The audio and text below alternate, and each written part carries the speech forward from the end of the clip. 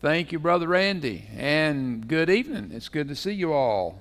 Welcome those who are online. Glad to have you with us. I was just thinking, I was talking to Kim. We were getting materials and stuff together, prayer sheets and stuff, and said, man, last Wednesday night, every seat was filled. I said, we had to get some extra seats out and printed off extra stuff for tonight.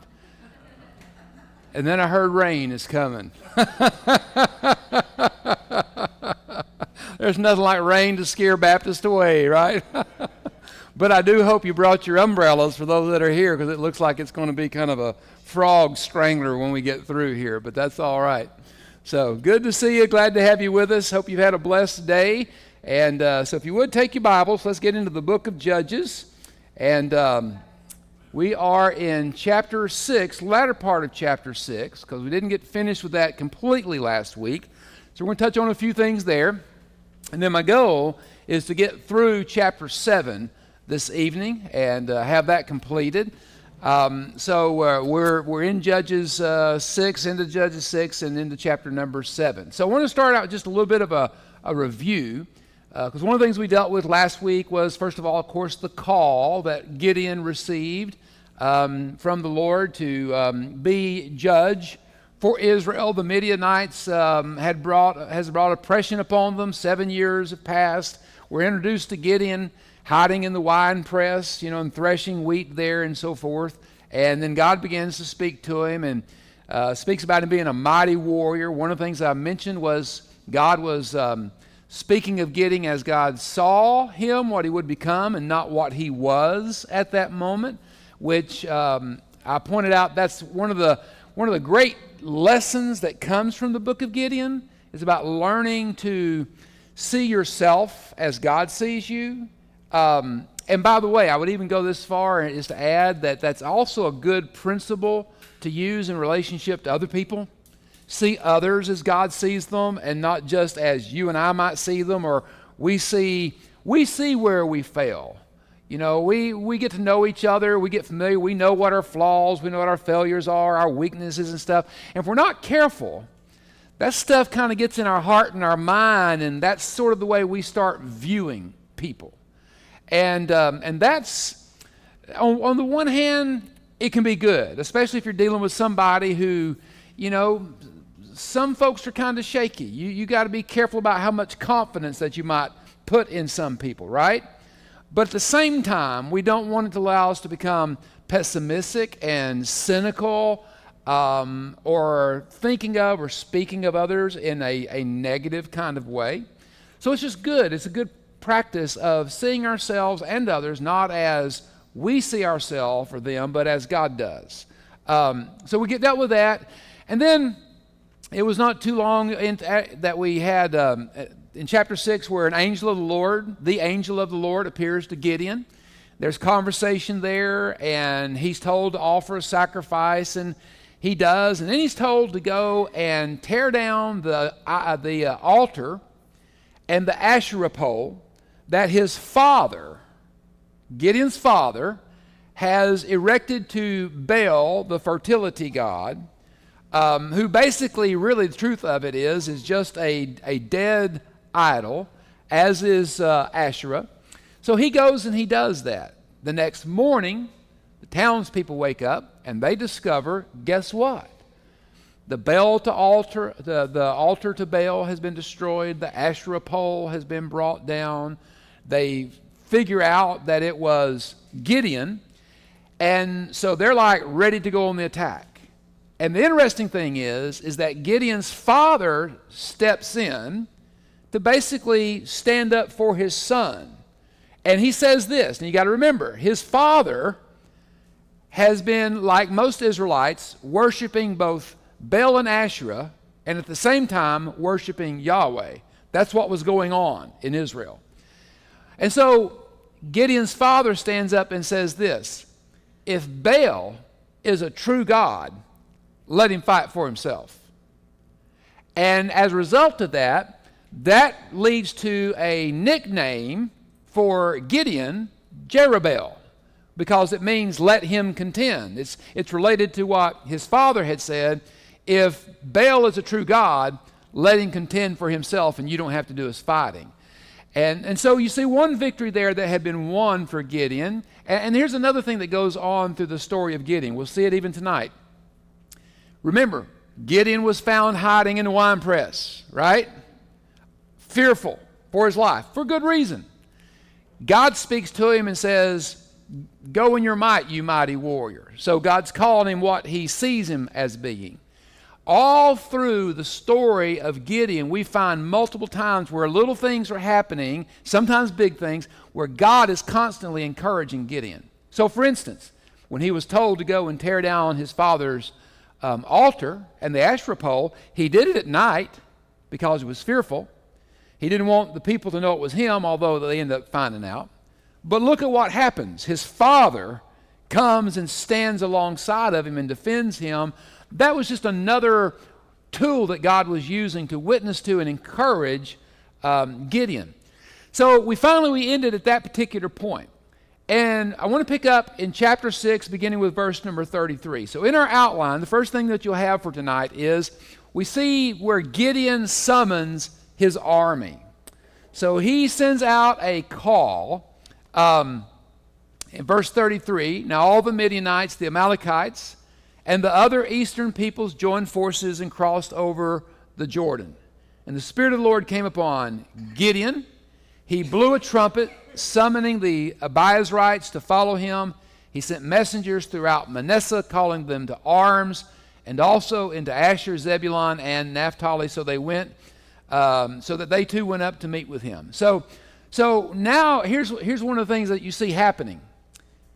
Remember, he's down there in the winepress hiding, but God speaks to him about and calls him a mighty warrior. Now look at what you see happening. Gideon has now issued a call to other Israelites in the region to come along with him to go and to fight and do battle with the Midianites.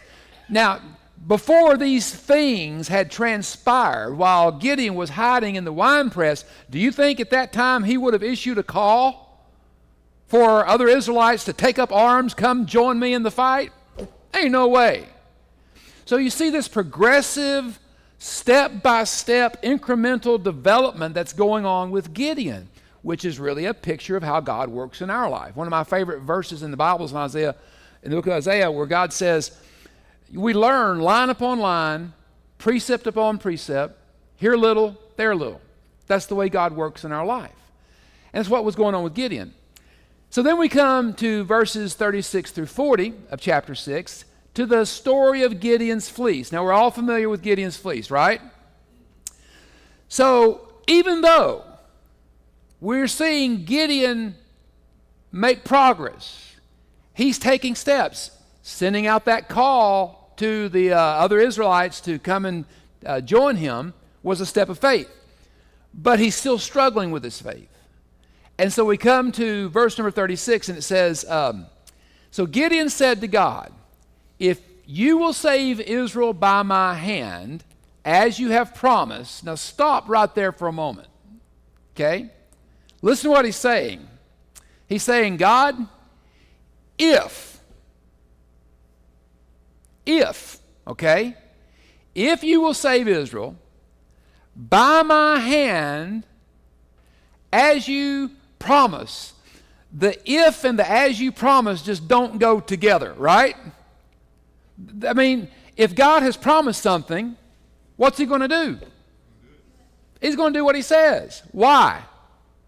You know that I had a conversation with a young lady last night and was talking about having confidence in God, and I said, some people say, and I was talking to her about standing firm on the promises of God. When you're going through difficult times, fear, anxiety, struggles and everything in life, the one thing that you can do as a believer is always stand firm on the promises of God.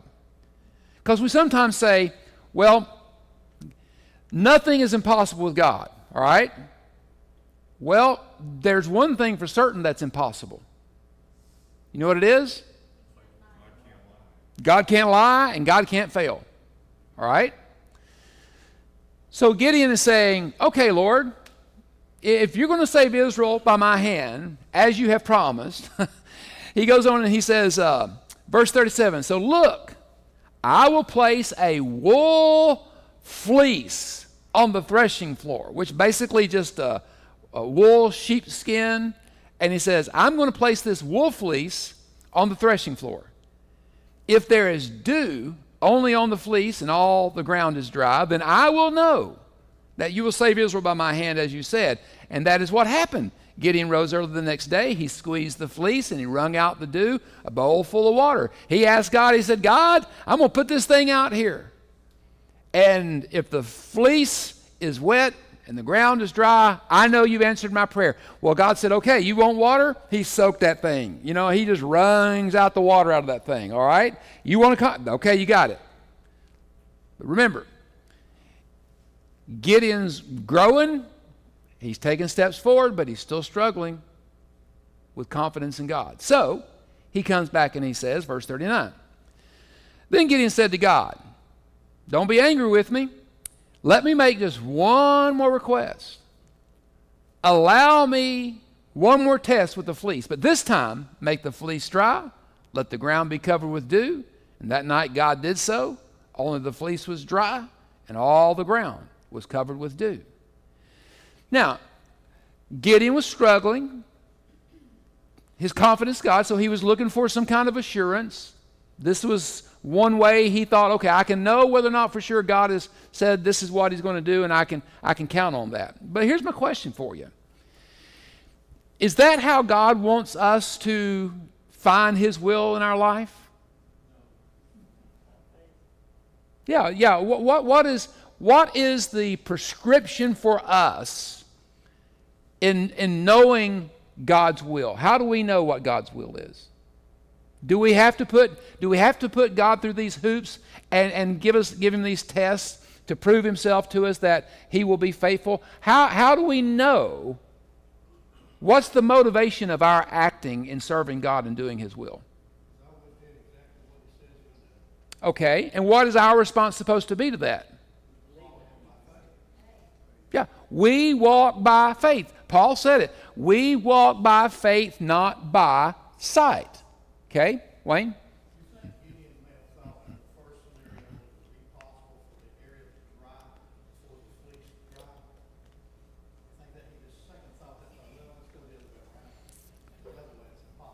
I'm not sure what he was thinking. I don't know.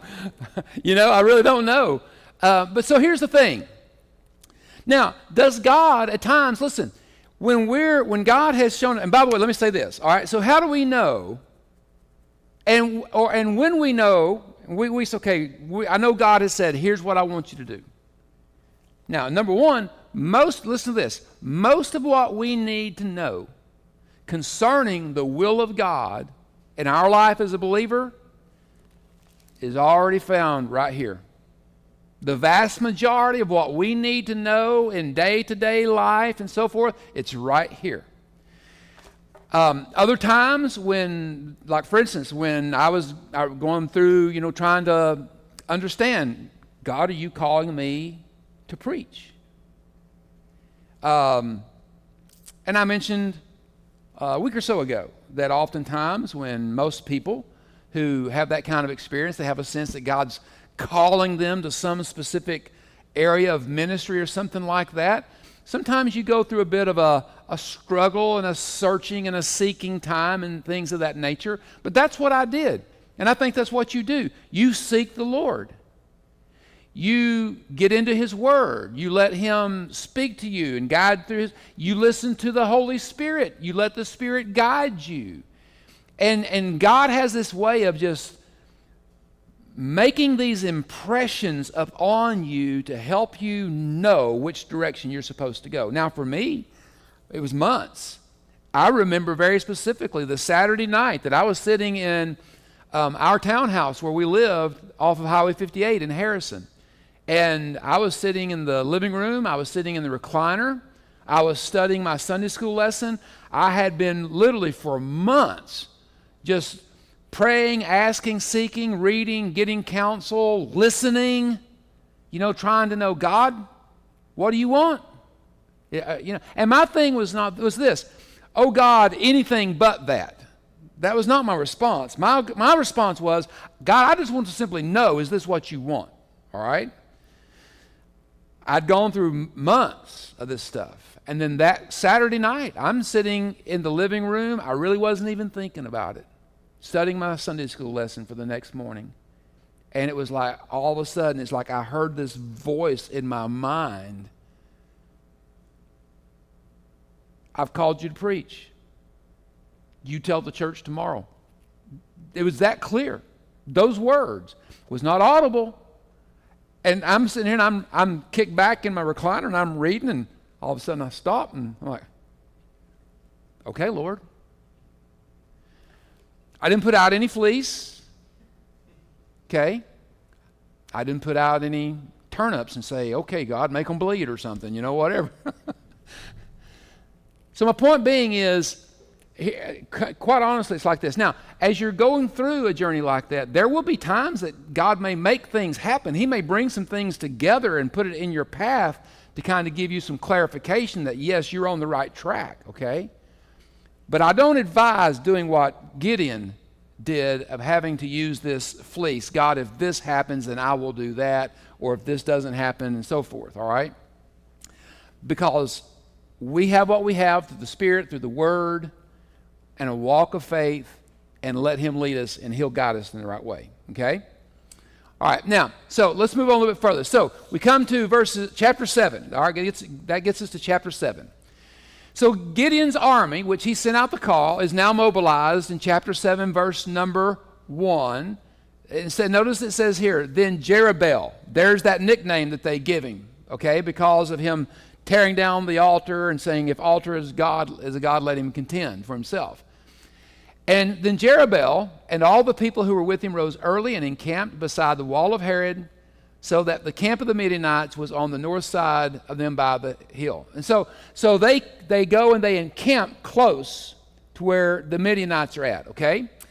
Then we come to chapter 7, verses 2 through 8. Here's another really interesting thing we find in the story of Gideon, that Gideon's army is thinned, okay? It's a thinning of the herd, so to speak. You've heard that term, right? Well, there was a thinning of the herd of Gideon's army. And by the way, let me say this. This thinning of his army is completely contrary to what any other military commander would have done in that situation. All right? And of course, you got to remember something. Yeah, Gideon is the guy, he's the person that God's called to lead this group, but the general here is God, right? And but here's the thing, that what God is going to demonstrate is what he said in Isaiah 55, 8 and 9, where God said, remember, your ways are not my ways, your thoughts are not my thoughts, my ways and my thoughts are higher than yours. And that's what God's going to clearly demonstrate. So in verse number 2, we read this. And the Lord said to Gideon, the people who are with you are too many for me to give the Midianites into their hands, lest Israel claim glory for itself against me, saying, my own hand has saved me. Now, here's the thing. We don't know the exact number of men who responded to that call that Gideon had issued, okay? But what we do know is this, that it was more than 22,300. So we don't know how many more, but we know it was more than 22,300. You say, well, how do you know that? Well, those numbers are right here in front of us. So here's the first thinning. Look at verse 3. Basically, here's what God says. Whoever is fearful out of this 22,300 plus men that have responded to Gideon, and by the way, they have now been mobilized, all right? Because remember, they moved in close to where the Midianites are, so they've already been mobilized, getting in position. And God says there's too many of them. So the first thing I want you to do, Gideon, is to say to the people, whoever is fearful and afraid, go home. At once, right now. If you're fearful and you're afraid, go home right now. Guess how many left? The 22,000 of the 22,300 plus, all right? You talk about a thinning of the ranks right there, okay? Then we come to the second thinning. And in verse 4, God says there's still too many. And he says, bring them down to the water. And then if you look at verse number 5, God says to Gideon, everyone who laps the water with his tongue as a dog laps, you shall set apart by himself. Likewise, everyone who gets down on his knees to drink, you shall set them apart by themselves. Now, you get the picture of what he's talking about here? So let's talk about the guys who get down on their knees to drink, okay? So they get up around this spring, this creek, whatever it was, this drinking water. And you see these guys getting on their hands and their knees, and they're basically putting their face down into the water, and they're just sucking that stuff up, okay? But what's he talking about when he says, the guys who lap water like a dog? I don't know that I've ever seen a person be able to lap water like. Do you know how a dog laps water? Yeah. They stick their tongue out, the tongue goes backward and cups the water and pulls the water up into their mouth.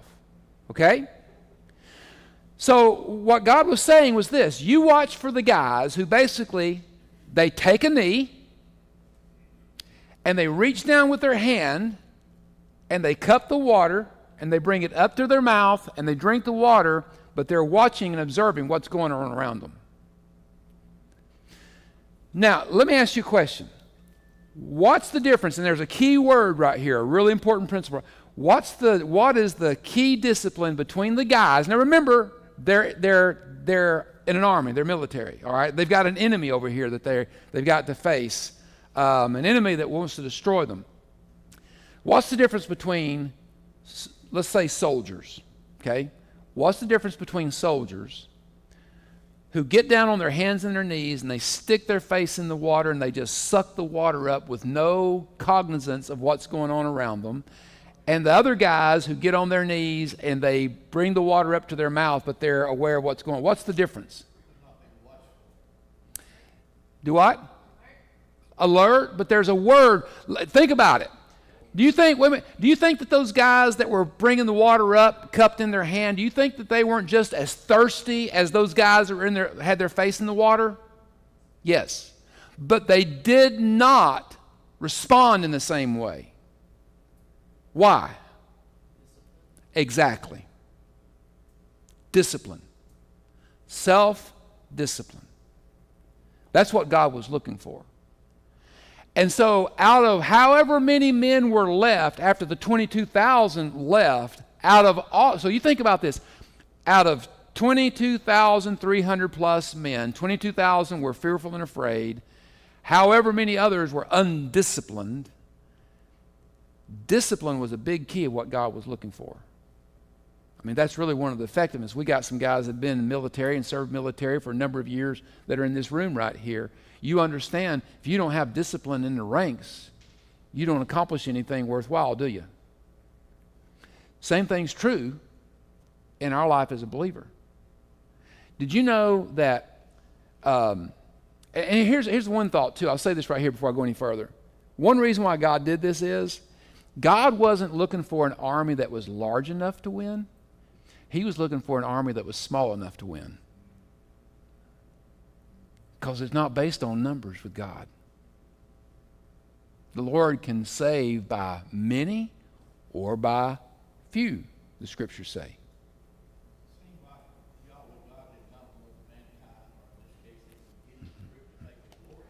And that's and it was the fearfulness and being afraid, it was the lack of discipline that God used to thin the herd, to get it down to the number that where he wanted it to be, so that ultimately what it's going to bring is glory to his name, and that is the ultimate purpose of it. But you cannot miss the fact that the final deciding factor of who God kept and who he sent home was based upon discipline. That is an important key in the life of a believer, spiritual and emotional maturity. One of the things that I see in a lot of people's lives, a lot of church members' lives, believers' lives, is a lack of discipline. By the way, did you know, or self-control, self-discipline, self-control? Did you know that self-control is named among the fruit of the Spirit? Love, joy, goodness, peace, gentleness, faithfulness, long-suffering, self-control. Self-control is so important that the Spirit works specifically to produce self-control in the life of the believer. Because if we don't have self-discipline, what happens? What happens in the life of a person that doesn't have any self-discipline or self-control? Chaos. That's a good way of explaining it there, Miguel. Chaos. If you don't have self-control, self-discipline, guess what? The factors of the immediate moment, the circumstance, emotion, whatever my appetite might be, temporal, physical, emotional, that dictates how we respond and how we act. Self-control says, I may feel this, I may think this, I may want this, but I know that that action is not best right now. So just as it was important there, it's just as important in our life as well. And so then after we see that taking place, we come to verses 9 through 18, where Gideon is encouraged for battle. Now remember, I'd mentioned this a few minutes ago.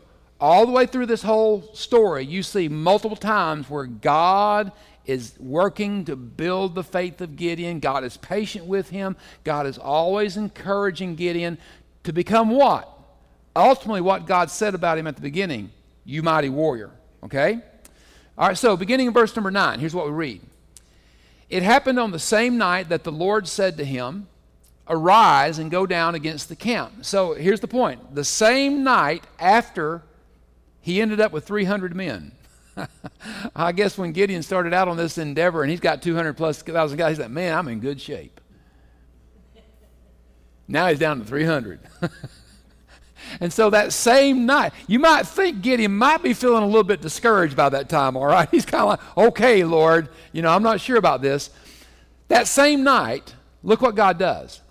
It happened on the same night that the Lord said to him, arise and go down against the camp. Because remember, they were encamped not too far from where the Midianites were.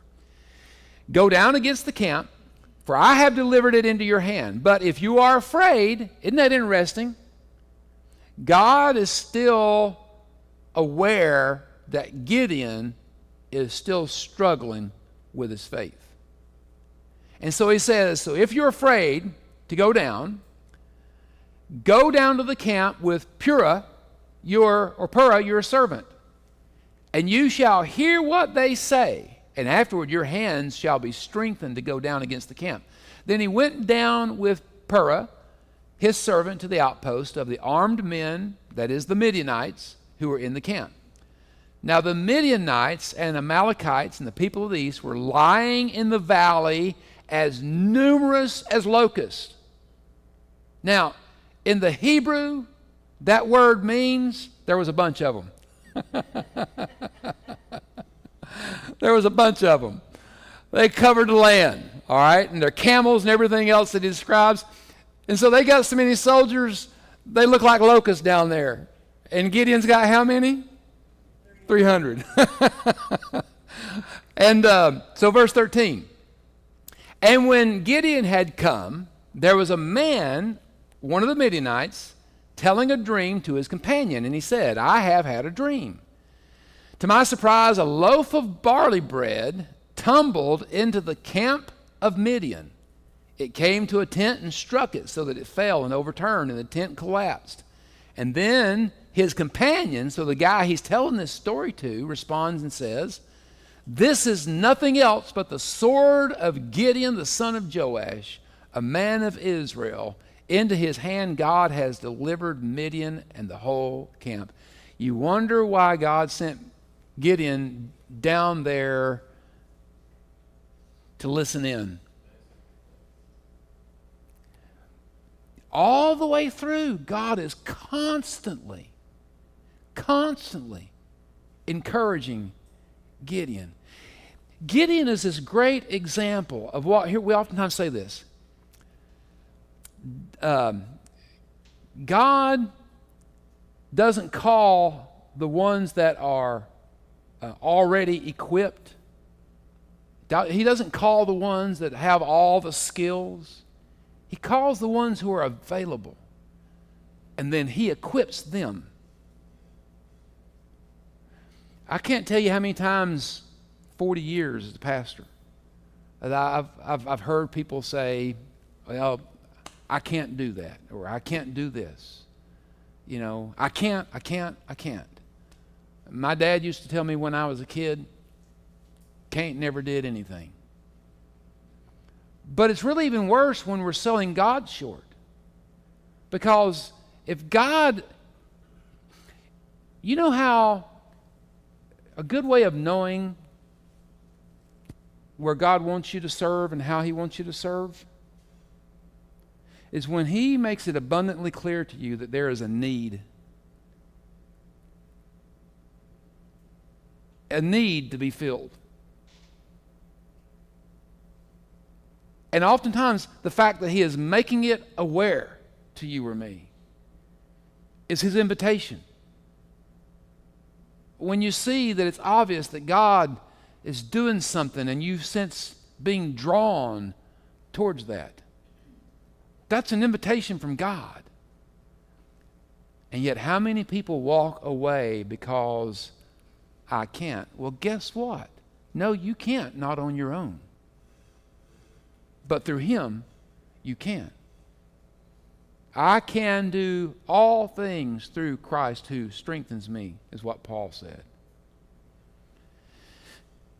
And so he goes down and he hears this. And remember, this is the guy that when we started out in chapter 6, he was hiding in the winepress. Okay? And so God gives Gideon yet another confirmation that he's at work in his life for the task ahead of him. Verse 15 says this, and so it was when Gideon heard the telling of the dream and its interpretation, look what he does, that he worshiped. Well, you don't think that Gideon didn't have an encounter with God? Moses had a burning bush experience, right? Gideon just had one right there. That was his burning bush experience right there. And because I'm telling you, everything changes from this point on with Gideon. And so he worships and he returns to the camp of Israel and he said, now listen to this. I want you to listen now to the boldness and the confidence of Gideon. What God has been working to instill in Gideon all along this whole thing. Now listen to this. He says this. He said to the camp of Israel, arise, for the Lord has delivered the camp of Midian into your hand. In other words, he says, come on, boys, it's on. And the battle, the victory is ours because God has given it into our hand. Verse 16. Then he divided the 300 men into 3 companies. He put a trumpet into every man's hand and empty pitchers and torches inside the pitchers. They kind of give you an idea. You say, wait a minute. They got 2 hands, but they got 3 instruments going on here. How's this working? Well, they got a trumpet in one hand, but then that leaves a pitcher and a torch. Well, what was going on more than likely, the pitcher probably had a hole in the bottom of it where the torch would go down inside of it to conceal the flame. And they would carry it in this manner with those in their hand until the appropriate time when they're to be put into use. And the torches were inside the pitcher. Verse 17. And he said to them, look at me and you do likewise. Watch, and when I come to the edge of the camp, you shall do as I do. Do you see a leader here that has suddenly come to the fore? I mean, really, when you go through these 2 chapters, chapter 6 and 7 of the book of Judges, man, you see a guy who is beaten down and hiding, cowering in a wine press, and now here he is on the battlefield, a bold and confident military leader. Wayne? I'm glad you asked that question. I missed it. A barley loaf, okay, here's the thing. So the barley loaf, going back to that vision, a barley loaf tumbling down, okay? A barley loaf was the food of the very poor, the nobodies, okay? Nobodies. They had no power, no strength, no resources. Barley. Barley typically was fed to animals. But the poor people had to eat it. Well, remember what Gideon said about his family when the Lord called him? Don't you know that my clan is the weakest in all the tribe of Manasseh, and I am the least in my father's house? Gideon was a nobody. He was a barley eater. Okay? So the barley represents Gideon and it tumbling down. And the tent collapses, and then, of course, this is nothing else but the sword of Gideon. So you see, God took a great illustration. God knows how to take a nobody and make him somebody. It's an amazing thing what you see going on in these chapters. So I'm glad you asked that, Wayne, because I overlooked that. I missed it, okay? So he says, verse 17, you've got the trumpet, you've got the pitcher, you've got the torch, you're going to look at me, you're going to do what I do. Watch, and when I come to the edge of the camp, you shall do as I do. When I blow the trumpet, I and all who are with me, then you also will blow the trumpets on every side of the whole camp and say, the sword of the Lord and Gideon. So he uses the phrase that comes from that vision, except he changes it first, and he says, the sword of the Lord first and Gideon, okay? And so he takes these 300 men and he breaks them up into 3 companies, probably coming at the camp from 3 different sides, okay? Now, you say, okay, where in the world did he get this idea? Trumpets, pitchers, torch? There's nowhere in here where it's said that God instructed him of that, but it's obvious either God communicated that to him and it was not recorded for us, or God impressed it upon him in some way. But without any question, it was God's plan, because remember, this is God's battle. Okay? And so here's the thing. So what's the significance of the 300 trumpets? A trumpet for every man, a torch, and a pitcher. Not everybody agrees with this, but there are some commentators who believe that in that day, and even up until not too distant times, when an army would be ready to go into battle, oftentimes a trumpet or a bugle would be sound. It was the sound to charge, okay? Oftentimes, too, it is believed that a single trumpet would have represented the presence of multiple soldiers being there. So what's going on is also sort of a psychological warfare with the Midianites, because they hear 300 trumpets at one time, not just one, 300. They don't know it's 300. They know it's just a bunch of them. There's that Hebrew again. It's a bunch of them, all right? And they're thinking, oh my goodness, every soldier in the world is coming down on us. And then the clay jars and the torches that are burning on the inside, they're coming in the dark. The soldiers more than likely would have clashed. They would have bashed the trumpets together. So each man would have had a partner. They would have smashed the clay jars, because the other hand is taken up, all right? So they would have smashed the clay jars into partners, all right? The clay jars would have shattered, crushed. It would have given a sound like thousands of troops marching. And then all of a sudden, hundreds of lights with each torch psychologically representing more than one soldier. I'm convinced that's what was going on. You say, why? Well, look at what happens. Go a little bit further. In verses 19 through 25, we see where Gideon's army defeats the Midianites. Verse 19. So Gideon and the 100 men who were with him came to the outpost of the camp at the beginning of the middle watch, just as they had posted the watch. They blew the trumpets and they broke the pitchers that were in their hands. Now this is all going on simultaneous. So you think about what the Midianites are experiencing. The visual and the audio part of it. Hundreds of trumpets blaring at one time. Hundreds of clay jars crashing at one time. Hundreds of torches suddenly appearing at one time out of nowhere. It's dark. So, verse number 20.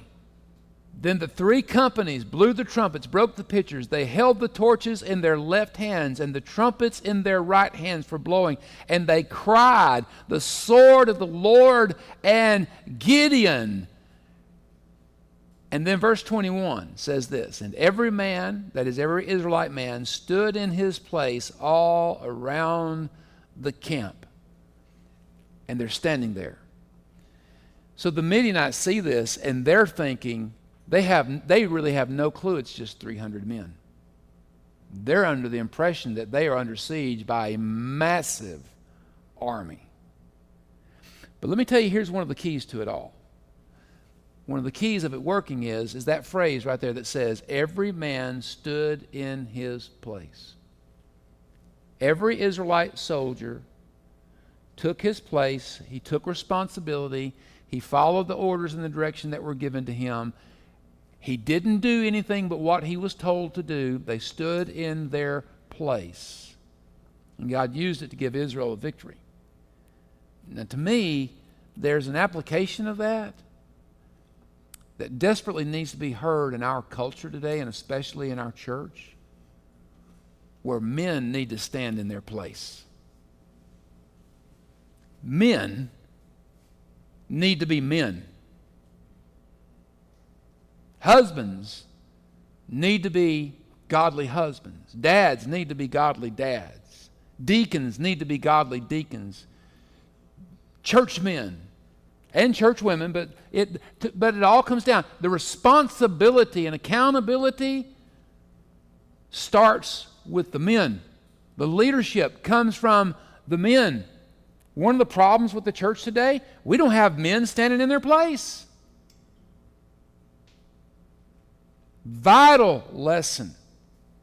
Told you there's some good stuff in Gideon. Every man stood in his place, and the whole army, now look at this, and the whole army, that is the army of Midian, ran and cried out and fled. Panic ensued. Why? Because they are under the impression that they are under siege and attacked by a massive army that greatly outnumbers them. And then notice this. And when the 300 blew the trumpets, the Lord set every man's sword against his companion throughout the whole camp. That was the Midianites setting their swords against each other. They're killing each other. Because you know what's not mentioned in this account right here? There's not mentioned in this account of the people following Gideon that they had any swords. Look what they had. Trumpets, pitchers, torches, and God working on their behalf. That's what they had. Not in this account, except towards the end. You'll see it in a minute. And it says, and the army fled to Beth Acacia towards Zerah as far as Abel, Mahola, and Tabbath. Verse 23, the men of Israel gathered together from Naphtali, Asher, Manasseh, and pursued the Midianites. Then Gideon sent messengers throughout all the mountains of Ephraim, saying, come down against the Midianites, seize them from the watering places.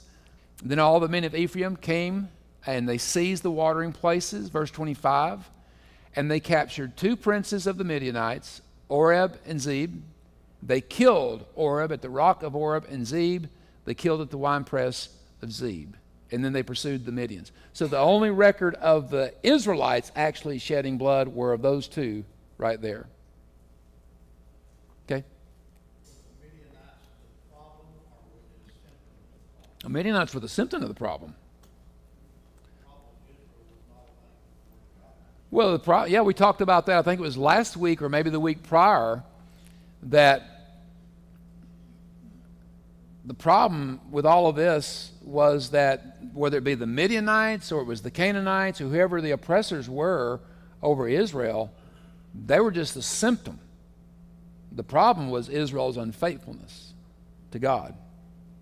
And they were experiencing exactly what God had said they would experience because of their unfaithfulness to Him and because of their disobedience and not having cleansed the land of the Canaanites to begin with like they were told, because God had said, they will undermine you, they will corrupt you if you do not.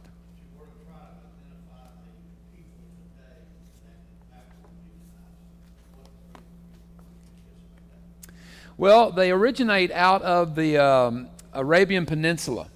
It's where the Midianites came from. So definitely the Arab peoples.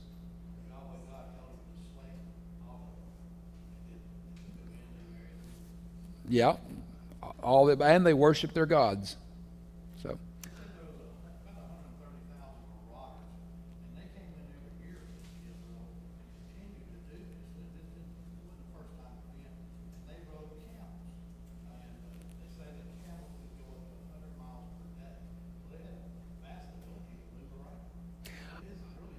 Oh yeah, well you think about that culture, and and what camels have been bred and trained for. I mean, that's the reason why they use them.